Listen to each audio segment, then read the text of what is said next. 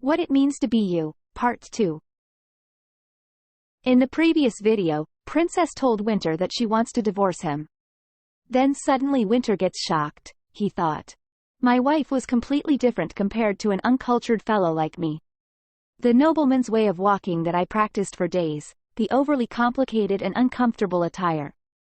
But in comparison, all these noble values were as natural as breathing, to my refined wife.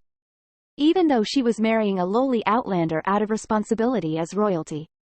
The princess was always elegant. Violet must have felt pathetic after she was used to paying off the debts of her country through marriage. I thought I had nothing that could satisfy princess, status, lineage, or money. There was only one option for me to become affluent to a point where we're drowning in wealth. That goal was my drive to start. What could be left at you, to disappear? Then he came back to his sense. Winter didn't answer. He just kept his mouth shut and watched her. Winter, who was thinking about what to say for a long time, finally opened his mouth and said, "If you want a divorce, I'll give it to you anytime." Really? But of course, you have to return the money I paid for the marriage. Violet paused at his words. Winter continued with a calm face. Of course, 3 years will bring interest.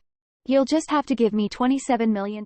I'm going to take out the interest because you have worked hard in the 3 years you've been my wife. And what else should I do? Do you want me to pay for rolling on the bed? As Winter approached, Violet gradually stepped back. Just before her body touched the wall, Winter inadvertently put his hand between Violet's head and the wall to cover the back of her head, thinking he should protect the princess. You want a divorce? How can you ask such a thing from me? Princess startled. She said, "Why are you so angry? I know you lost a lot by marrying me. But isn't it just a bigger loss to continue a marriage that you don't want? Getting divorced will put me in debt. I know I can't pay you back on my own. I can die at work. But that's in your interest." Winter shouts, "You're going to get divorced like that? Why? What the hell is the reason? Why would you go to this length?" Violet smiled vaguely without even realizing it. "That's what I said. I still don't know why. What the hell are you? Why do you hate me so much?" What? Winter couldn't understand why she was saying this. He thought in disbelief, my wife is asking me why I hate her so much. Winter's hands trembled. It seemed like a typhoon was blowing in his body. His whole body was being swept with anger and frustration as if blood were boiling all over his body.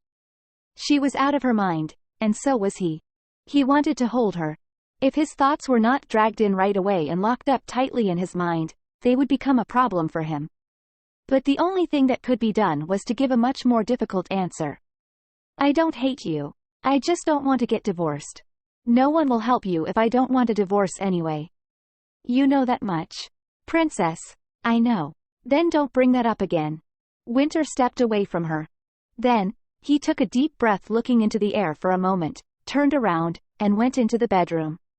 At the sound of the door slamming, Violet flinched. She closed her eyes tightly and opened them again. She thought Winter's words, "I don't hate you." Lies. Violet walked to her room, sadly speaking to herself. Her conversation with Winter certainly made her understand. As long as the money was intertwined, it was impossible to get a divorce. I hated Ash from my heart, but I needed his help. It was Ash who didn't keep the promise of her husband's money.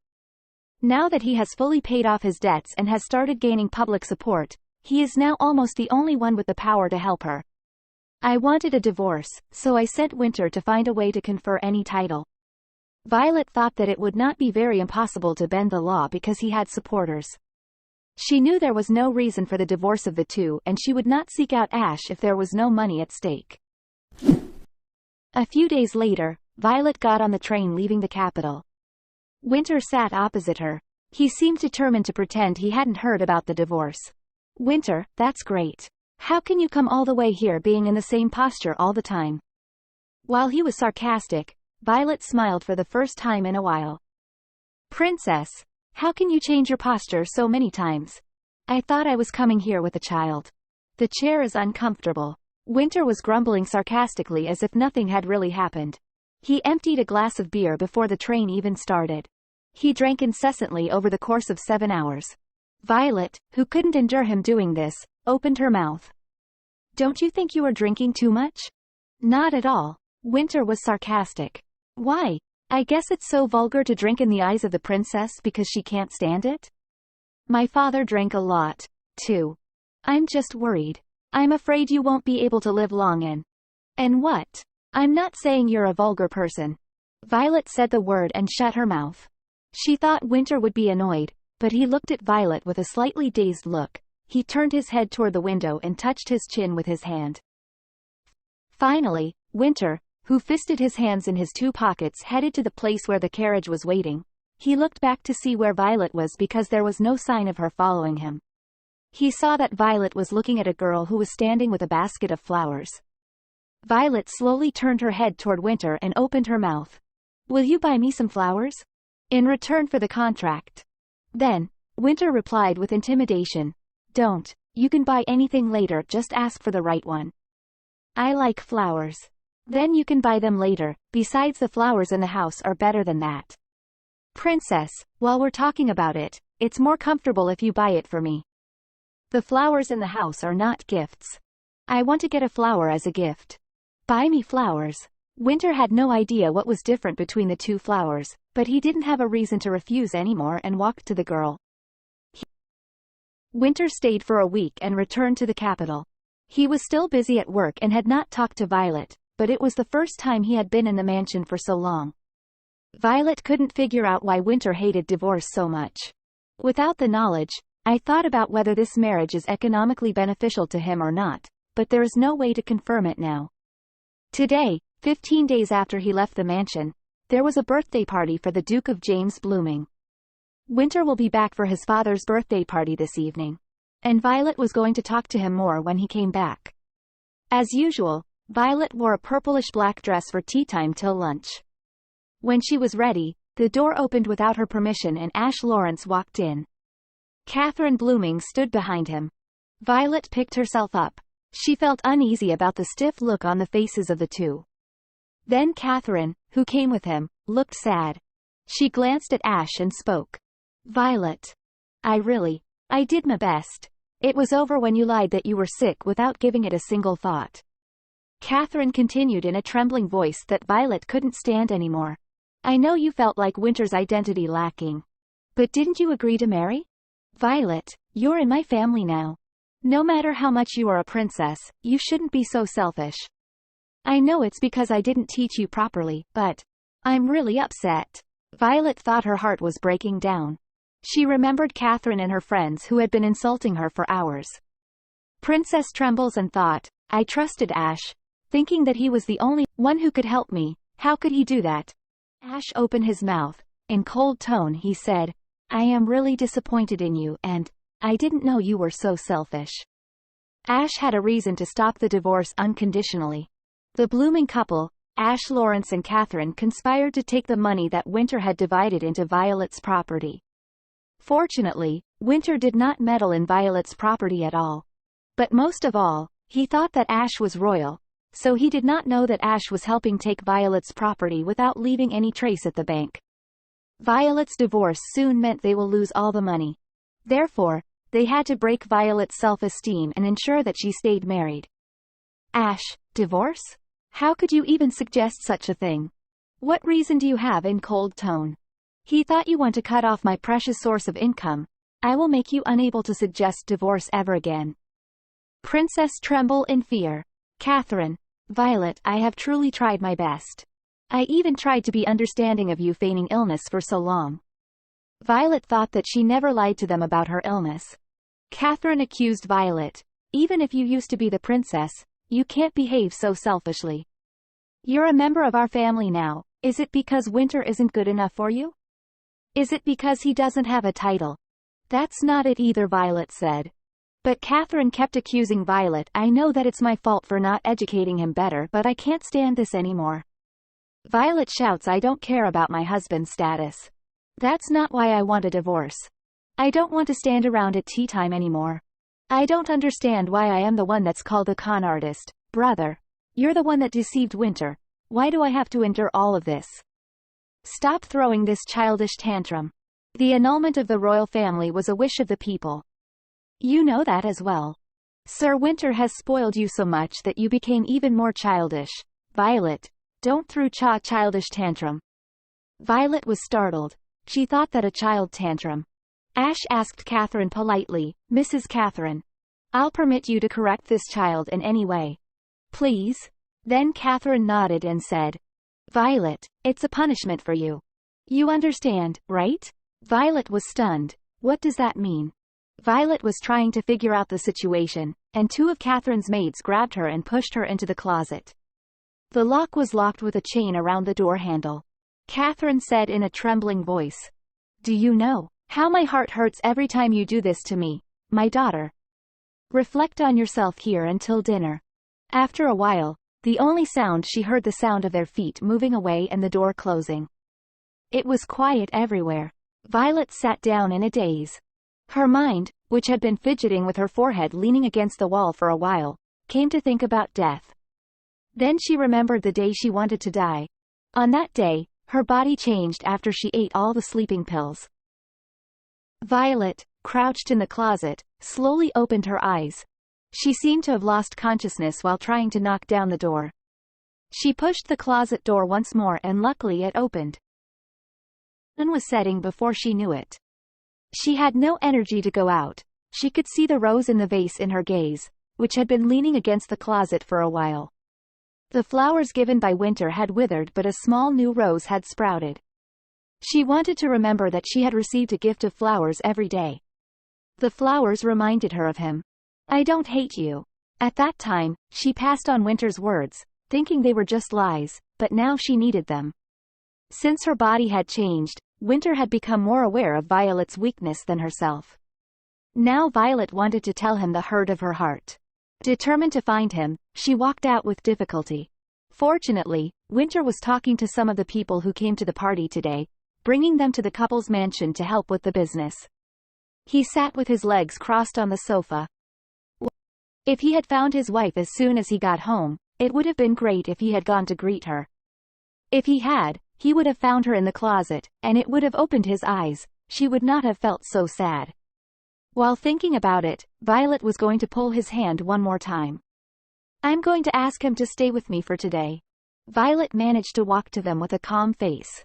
She greeted the guests first by gently nodding her head in spite of the heavy grief. You all look familiar. Please be at peace. Everyone rose from their seats to greet her. Violet, who finished her greetings, carefully strode towards Winter. At that time, she passed on Winter's words, but now she needed to talk to him.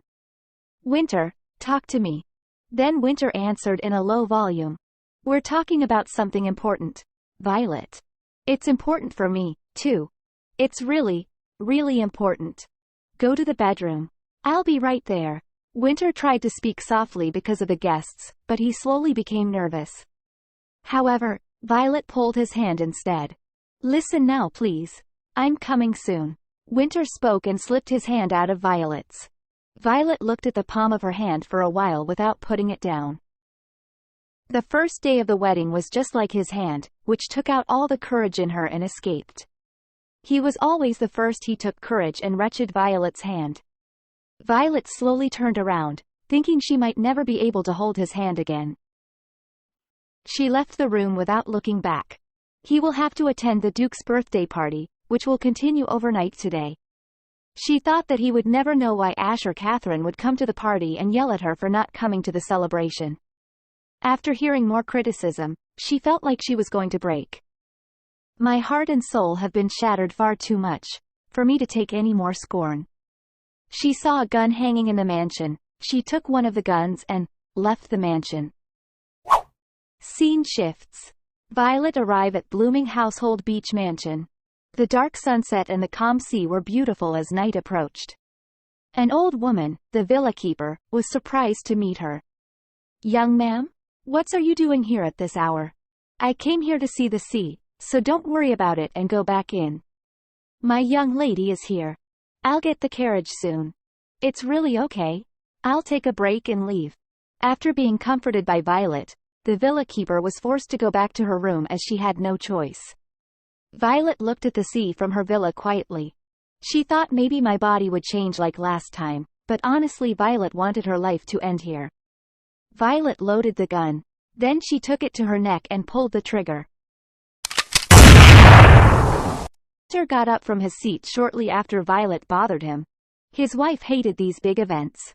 He was also told by his mother that Violet only tried to escape every time, and several times Violet begged him to take her to the capital.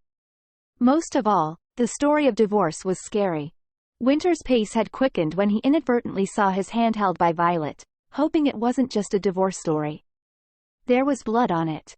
Crazy, he said and thought, was she hurt? Was that why she came to me, because she didn't know what to do? Thinking that way belatedly, his heart felt like it was sinking. He ran to Violet's bedroom. When he arrived at her room, the door was a little open. Winter raised his eyebrows and opened the door, and the room was empty. Where did she go? She said we'd talk about it over. Where's Violet? What? Isn't she in the bedroom? I'm asking because she isn't there. As soon as Winter got angry, the servant shook his head and ran away, saying, I don't know. Violet wasn't just in the bedroom. She was not in the drawing room nor in the garden. Winter started running looking for Violet, feeling a little bit more breathless each moment. She was nowhere in the mansion. He felt like his blood was drying up. Now he was crazy to know what she was going to say earlier. Eventually, Winter went straight to the blooming couple's mansion. He asked Hyle, who was waiting for his guest at Winter's command. What's the matter, sir? Violet, isn't she here? What? She is not here? Capital. Is there a carriage that went to the capital? Not yet. Just take it easy, sir. How can I calm down when my wife is gone? It was a time when he screamed. Winter suddenly felt very dizzy, cursed, and stopped moving. Hyle asked with his eyes wide open. Are you all right? Winter, who soon became fine, replied in a strangely calm voice. It's all right. I'll have all the servants come and find where the young lady is. Ah, come to think of it, she said she was going to the beach house. Now I remember. Yes. Yes? Oh, please, listen to me. I thought you were fainting. Hyle grumbled with relief. Leaving him behind, Winter entered the residence of the Duke and Duchess of Blooming. He had something to say. His steps stopped in front of Ash Lawrence. As there were many things to gain in many ways, Ash, who was quite friendly to Winter, greeted him first. Long time no see, Winter. I heard you locked my wife in a closet. With my mother's assistance. Ash's expression hardened a little at his sudden remark. However, he replied with a nonchalant face that he had expected this. That's a familiar and light punishment for the average aristocrat. It's just because you don't know about it. Aristocrats say so. Ash stopped responding to Winter's answer, which was annoying, but he just let go. Everyone said that the couple resembled each other, but now Winter's eyes and speech were like Violet's. A bit nervous, he poured out his words as if he were making excuses. Do you know that Violet wants to divorce you? She can't do what she wants, and now she's getting a divorce. Mrs. Catherine even shed tears. It's our marriage. It's already done this time, so I'll let it go, but if this happens again, I won't stay still. Are you going to sit back and get divorced? I told you. It's our job. Let us take care of our problems ourselves. He turned around, speaking in a calm voice, not like the usual Winter. Then at night, by the way, I feel very manly with you next. What? Ash said. Ash thought for a moment what he was saying and his face crumbled. Winter was already leaving the banquet hall when Ash understood him. Winter immediately left the estate in a private carriage that he had called for today's guests. While sitting in carriage, Violet thought. Now Violet finally understands how she and her husband switched bodies. Now it happens twice, there is no coincidence, I am sure. Whenever I choose death, no matter the manner of how I end it, I would switch bodies with Winter. I even don't have control over my death. Scenes shifts. While shouting to Hyle that his wife had disappeared, he suddenly felt dizzy, and his vision changed. Why the hell are you doing this again? It was a villa with the ocean's view. Winter, who managed to overcome the pain, got up by saying abusive language. I can't find her because she's in a place like this. It was painful, but he was relieved that he found a place where his wife was. Then, the villa keeper ran to her. "Little ma'am, didn't you hear the gunshot?" "Gunshot? Oh, my God. Why is it here?" The villa keeper was frightened and she picked up the gun. It didn't matter to Winter why it was there now. The only thing that mattered to him now was why Violet was here. And what was she going to say to him today? Winter ran out of the villa to return to the mansion. But there was no carriage and only a horse was tied up. Unable to ride a horse at all, he stood, vaguely cursing, and called the villa keeper. "Grandmother! Call the carriage now. I am exhausted, can't ride horses." "Yes, yes. Little ma'am." Surprised by the roar, the villa keeper ran to call the carriage by telegraph. In the meantime, Winter sat flopping on the sofa in the living room on the first floor. Whether or not Violet knows he doesn't know how to ride a horse or not, she took him far away. "My wife seems to have stolen my body," he thought. When Winter was waiting impatiently at the sea villa, Hyle arrived with the carriage. Hyle ran to Winter, who had an atmosphere like he would not be able to calm down unless he killed something right away. "My lord," Hyle said. "How did you know it's me?" Winter asked. His facial expression and posture were like Winter's, but his appearance was Violet's. Nevertheless, Hyle replied when he was suspicious of how he recognized him. "Before, you told me to look into the change of body, and there's only one horse tied up here, but you can't ride. What's the big deal?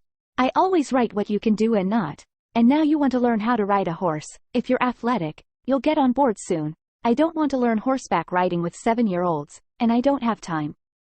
Winter answered with a scowl. Then they managed to get back to the mansion in a carriage. "My wife seems to have run away because she doesn't like this party."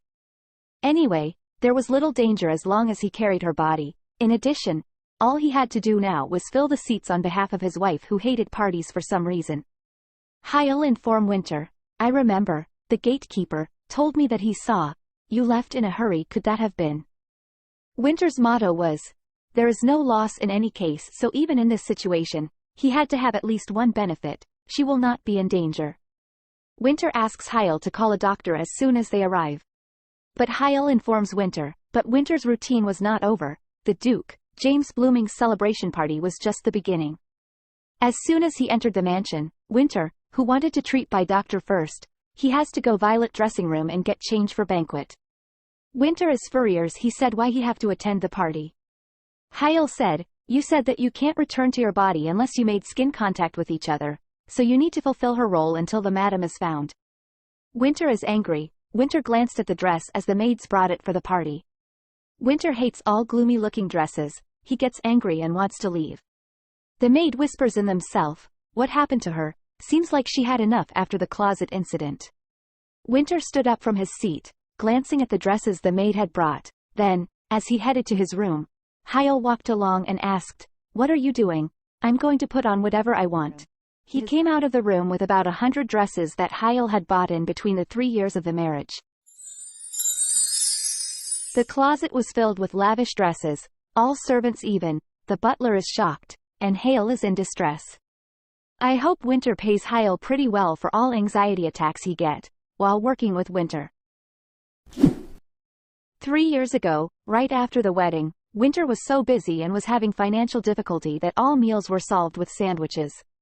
"Sir, now company financially stable, now you can rest and take vacation. You have been working yourself day and night right after your wedding," servant said. However, thanks to the good image of paying back the country's debt, the hotel has regained stability since last spring. Winter thought, this much wealth should be enough for Violet to never feel lonely. He thought, he never gave Violet proper wedding gifts. He asked Hyle to, had sent Violet 5 party dresses. Hale thought, Winter could have given those dresses to Madam by himself, when he returned room. Look, even a normal person knew how to make your wife happy except Winter Blooming. But a few days later, except for one of the dress, she had returned all of them to him. The letter from his mother, along with the dresses, said that although Violet was a royal, she did not like such fancy dresses. After a few more such returns, he had piled them all up in his dressing room. Winter, who thought this was his chance, let Hyle hold the dress and opened the safe. The safe was full of various kinds of jewels. When Winter wore a necklace with a large drop of water diamond around his neck and put the bracelet on his hand, Hyle smiled. Then Winter asked, "Is this his bracelet or necklace?" Hyle and all servants are shocked.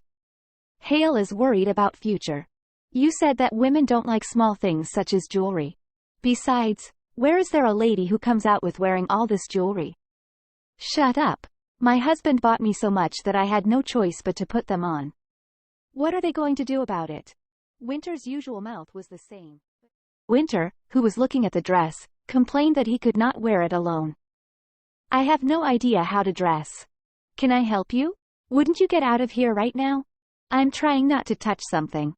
Bring the maids. Please don't curse with the appearance of a little lady. It really hurts me 100 times." He was in tears and ran out to call the maids. The maids' eyes were wide open in the dressing room, which glistened even though the sun had set. After Hyle was kicked out, the maids dressed the tiny lady. Winter couldn't take his eyes off the mirror even for a short time. "See, I knew it." Winter thought that. He knew such Violet would look great in such extravagant dress. "I did it right." Maids compliment him. "Madam, you look so beautiful." In the meantime, a maid who was grooming her shortened hair casually said, "How does this white dress look so good on you?" "In the wedding day, the bride." Then the maid next to her freaked out and slapped the talking maid on the arm. The maid, who made a slip of the tongue, hurriedly closed her mouth with her hand. Winter asked, narrowing his brow, "What about the wedding?" I'm sorry, young lady." Violet had never heard a nervous voice before, and the two maidens apologized as their faces turned pale.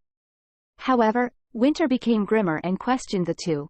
"Why can't you talk about the wedding in front of me? You tell me." Winter snapped at the maid, who had been hitting her arm, and stopped her, but she couldn't raise her head and cry. "Yeah, on the night of the wedding night." The little young master disappeared without a word. Master was angry, but I felt sorry for the young lady, who couldn't even take off her dress and waited all night worrying. "I'm terribly sorry." Winter could not say a thing at her words and remained firm. It was the first time he heard about it. On the wedding day, Winter was so angry that he took a train to the capital. There was a lot of work to be done because he was not given a title. He has to rebuild his wealth to satisfy the princess. Regardless of the first night of the wedding, it was common to have a wedding night together. So if no one had told Violet that he had left, she would have waited all night for him to come to the couple's bedroom. Regardless of what excuse I make, Violet pain would not disappear.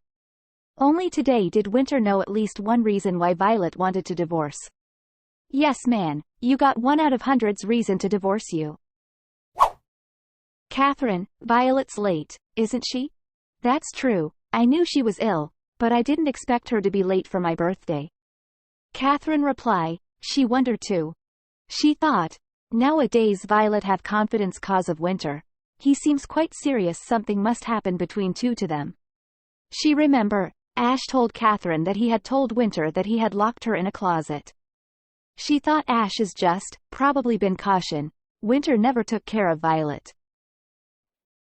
A lady whispered beside Catherine, "But even so, Duchess, your daughter-in-law might actually be quite delicate." Catherine sighed. Others began to help her, convinced that Violet was the reason why she did not have children. She said they have been married since 3 years. Catherine said, "It's Violet who refused Winter and doesn't want child." She didn't stop her. She accused Violet that, not matter how much Winter loves her cause, he is a concubine's son. That seems to greatly displease Violet. Lady Shocking said, "Oh my goodness, so she's refusing her husband because of his class. How appalling." Everyone start murmuring in Banquet. To look down on her husband when she's not even a princess any longer. Just look at how she's not even present at her own father-in-law's birthday party. She doesn't seems like this, but now could she? Every noble who actually despise Winter tried to show their concern and kept taking trash about Princess Violet. Then suddenly a voice came, "I apologize for coming late." At that time, there was a foreign silence at the entrance of the banquet hall. Violet was walking with a white dress and a large diamond necklace to lighten up the surroundings. Everyone is shocked, after witnessing Violet action. She walked in and greeted the couple. "I'm sorry I'm late. I'm particularly concerned about it today." There was a moment of silence, and Catherine said, perplexed, Violet, today's hero is my husband, and it's so. Isn't it something fancy? That's true. My husband bought this much for me to wear it today. Violet spoke and raised her left arm with 3 bracelets. I had no choice but to leave one out because my husband was upset. He wants me dress more extravagance and take care of my appearance more, especially today. Catherine smiled as she decided to step back. Catherine felt threatened by her rude speech and eyes, which she could not have imagined as Violet's. Though Violet words sound like, and made up stories, was this is really Winter's gifts? Yeah. If Winter asked you to do so, that's no big deal, Catherine said. Winter thought, do he have to congratulate now? He suddenly bowed and said, Happy birthday, father. Ah, father-in-law. Hyle behind him, is panicking on Winter improper way to greeting. Violet was evasive enough, then smiled and turned around. It was polite to wait for an answer if you said hello. There must be a reason why Violet just turns around like that. Besides, she showed up dressed like a completely different person. Both in-law thought, does what Ash said is true, does Winter and Violet came closer. There is no doubt that something gave her tremendous amount of confidence. The couple were sure that she had something to believe in, and they fell into deep anxiety. Winter didn't expect me to greet him like a Violet with perfect formality. I rather believed that it was best to finish greetings quickly and run away. Violet got off at the capital, Le Crowned, train station. She was sorry to have kept nagging at Winter about how he moved on the train all the time. It was so hard to come back from the second class with her long legs which were bent. She had to get up several times, too. Sharon and Violet get off from the train together. Sharon happily said, I had so much fun on the way here. It's amazing how you know everything about Violet. Actually, Violet's childhood fantasy of marriage was huge. But rumors circulated that you two had a bad relationship. I was a little worried. Violet asked hesitantly, Did she do that? Sharon nodded while Violet was fumbling. You know, the late King Lawrence was busy with policy failures, and the Queen considered only a son. But the fantasy of Violet having her own family was extraordinary. I'm sure no one in the world likes to play house so much like Violet. When she heard what Sharon said, she vaguely remembered that she liked housekeeping. Sharon continued jokingly, I was dissatisfied with my main role as a baby. I wanted you to do it. Or be a doctor. Come to think of it, Sharon's 2-year-old brother and Doss's successor, Farrand Doss, would often play with his younger siblings housekeeping. And Sharon, whose birthday is late, grew much later than Violet and always played the role of a baby. When Violet thought of the memories she missed, she laughed because she was so happy a long time ago. Sharon said with a smile, I'm so relieved that Violet met such a nice person. I am sure she is happy. Then suddenly Violet came back to her sense, her expression changed and became gloomy. Sharon asked, Is something wrong? Violet said no. Then a man arrived. He called Sharon's name and informed her that her carriage arrives, and it was ready to take her to her hotel which reserved. Sharon said that was fast. Violet asks from Sharon, Lady Doss, there is something I'd like to ask you before you go. I heard that the Doss Principality is generous about handing out citizenship. Yes, that's right. It's because they have such a small population. Just by arriving at our principality, we immediately grant people citizenship. Of course, criminals are an exception. Violet replied, Thank you for explaining it to me. I'll make sure to tell my wife to contact you. Yes, please do. My brother is also curious about how Violet is doing. I see. Violet nodded her head. Sharon left after getting confirmation again and again. When Sharon left, Violet had a gloomy expression. She thought she is sorry for not telling Sharon the truth and how unhappy she is. Violet thinks, it was fortunate that she was not dead yet. She didn't know that there would be someone who often remembered her. Since I decided to divorce, I had to think about what should happen after the divorce.